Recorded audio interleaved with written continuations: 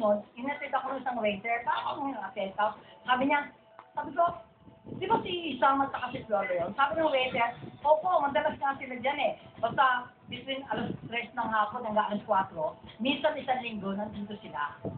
Pero ano reaction mo doon sa pinalabas naman ng kampo nila na wala sila sa lugar na binabanggit mo? Nung oras na binanggit mo? Yun nga ang ang pinagtataka ko. Ang sinabi ko lang, nakita ko silang doon sa coffee shop.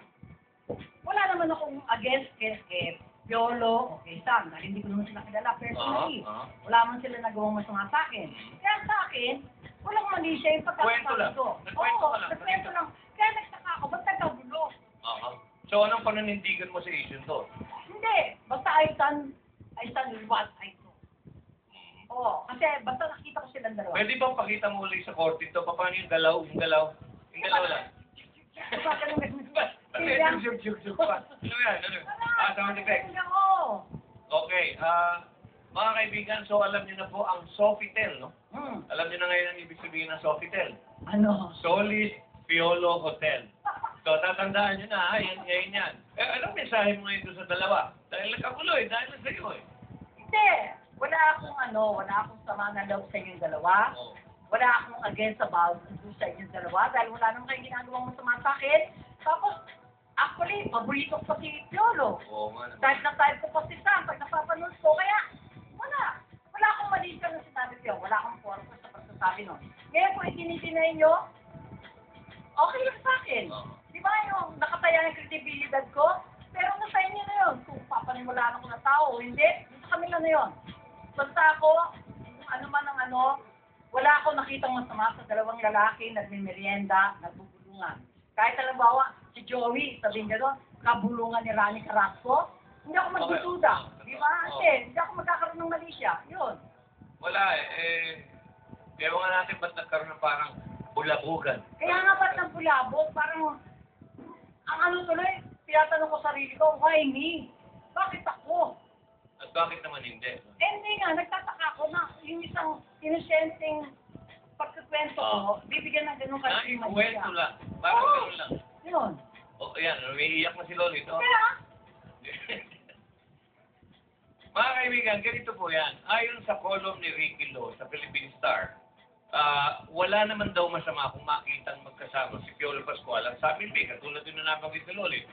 And we quote them, look, if Piolo and Sam were trying to hide themselves or something, they wouldn't have chosen such a public place to have snuck together. They would have been more discreet, unquote. Dagdag ng pati yung kolumnista, si Ricky, hindi daw niya maintindihan kung bakit tila nataranta ang mga tao sa paligid ng dalawang aktor matapos ilabas ni Lolit Solis sa kanyang column sa isang tabloid na nakita niya magkasama nga sina Piolo at Sam sa isang 5-star hotel coffee shop sa Pasay. We quote, Lolit wondered through why the two seemed to have scampered away when they saw her coming. Unquote.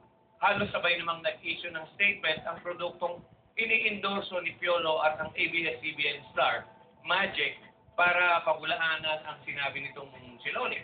Ang hindi raw maintindihan ni Ricky Lo, bakit pa kailangan palakihin ang isang bagay na kung tutusin ay non-issue? We quote, why did Timex and ABS-CBN have to dignify a simple and otherwise harmless column item by issuing official statements instead of just shrugging it off and letting it die an easy death? And why did they have to be defensive? Unquote. Yun lang po. Lolit, hindi, isang tanong na lang. Meron ka bang ni-room service nung araw na yun? Sige. Hindi, ito lang kagaya nung alam ko, yung mga fans ni Piolo at kanisa, galit na galit sa akin. So ano-ano daw ang mga sinasabi, mga ano. Pero ito lang yung sabi ko, ang sinabi ko lang, nakita ko sila. Yun lang ang kasalanan ko. Bakit ko sila nakita nung araw na yun? Dapat hindi. At yan po nagwawakas ang mga mata ni Lolita. Abangan po ang season 2 ng mga mata ni Angelita. Ni Lolita.